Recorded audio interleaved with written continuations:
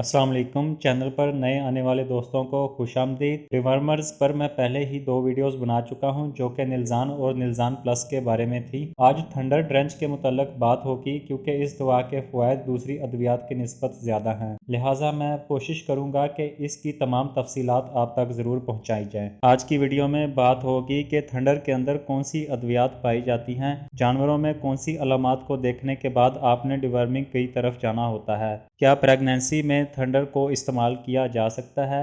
इसके अलावा थंडर के इस्तेमालात और खुराक पर बात होगी। इस दवा का सबसे बड़ा और अहम फ़ायदा यह है कि पिलाने के बाद जानवरों के अंदरूनी कीड़ों और बैरूनी खून चूसने वाले हशरात का मुकम्मल खात्मा हो जाएगा। यानी अगर आपने इस दवा का एक बार जानवर में इस्तेमाल कर लिया है तो आपको चिचड़ों, लीखों और दूसरे खून चूसने वाले बैरूनी कीड़ों के खात्मे के लिए जिल्द में इंजेक्शन के लगाने की ज़रूरत नहीं पेश आएगी। मार्केट में डिवर्मिंग के लिए दूसरे ब्रांड्स भी मौजूद हैं, लेकिन इस डिवर्मर में broad spectrum anti parasitic agent यानी आइवरमेक्टिन को शामिल किया गया है। ये वही दवा है जो कि आप चिचड़ों के खात्मे के लिए बजरिया इंजेक्शन जानवर की जिल्द के अंदर इस्तेमाल करते हैं। दोस्तों, इसके 100 ml की पैकिंग में ट्राइक्लोबेंडाजोल को 12 ग्राम, जबकि आइवरमेक्टिन को 0.2 ग्राम और अल्बेंडाजोल को 10 ग्राम के मिकदार के लिहाज से शामिल किया गया है। ये तमाम अद्वियात मिलकर round worms, liver flukes, tape worms, brown stomach worms, बैंक्रप्ट worms, red worms, hook worms, इन तमाम को ख़त्म करके बजरिया पेशाब जानवर के जिस्म से बाहर खारिज करती है। इस ट्रेंच के इस्तेमाल के बाद जानवर के जिस्म के तमाम आर्गन्स में मौजूद कीड़ों की तलफी हो जाती है।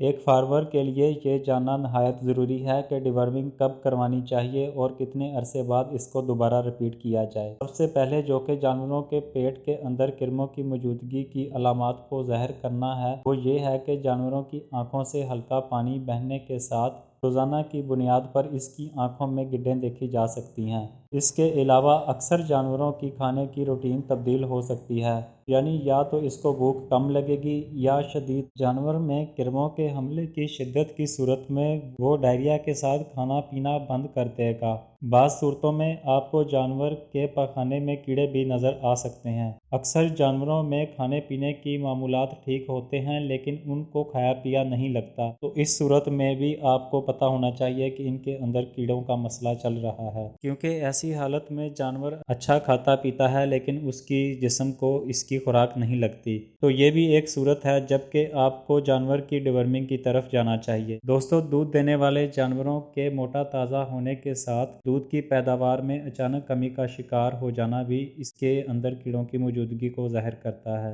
ये इसलिए होता है क्योंकि अंतड़ियों के अंदर मौजूद पैरासाइट्स जानवर की ग़िज़ा से ज़रूरी मिनरल्स जानवर की बॉडी को फराहम करने से रोकते हैं, जिससे जानवर की दूध की पैदावार कम होकर रह जाती है। तो ऐसे में आपने जानवर का मुतलका मुआयना करवाने के बाद ये तय कर लेना है कि इसमें कोई और पेचीदा मसला नहीं है, तो इसकी डिवर्मिंग ही बेहतरीन ऑप्शन है। इसके अलावा अक्सर फार्मर्स हजरात के जहन में ये सवाल होता है कि प्रेग्नेंट जानवर जो कि हामला हों उनको ये दवा पिलानी चाहिए कि नहीं। दोस्तों, सबसे पहले छोटे जानवर जिनमें भेड़ बकरियां शामिल हैं इसको प्रेगनेंसी में इस्तेमाल करने से परहेज़ करना चाहिए। बड़े जानवर जिनमें गाय भैंस शामिल हैं तो प्रेगनेंसी के पहले 3 माह और आखिरी 3 महीनों में इस्तेमाल से परहेज़ करना चाहिए। दोस्तों, हर डिवर्मर में मौजूद अद्वियात का कम्बिनेशन मुख्तलिफ होता है, लिहाजा थंडर में आइवरमेक्टिन पाई जाती है तो आप ये कोशिश करें कि तजवीज़ करदा महीनों के अंदर ही इसका इस्तेमाल किया जाए। इसके अलावा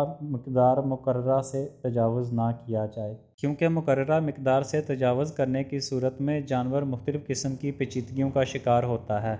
ऐसे जानवर जो कि चराई के लिए खोले नहीं जाते और उनकी मुनासिब सफाई का इंतज़ाम मौजूद होता है, तो ऐन मुमकिन है इन जानवरों में पेट के कीड़ों का मसला खुले छोड़े जाने वाले जानवरों की निस्बत कम हो। लिहाजा अगर बयान करदा अलामात में से आप जानवर में ये अलामात ना देखें तो तकरीबन हर 4 माह बाद भी डिवर्मिंग की जा सकती है, क्योंकि इससे जानवर की सेहत बहाल रहती है और वो बीमारी के हमले से टल जाता है।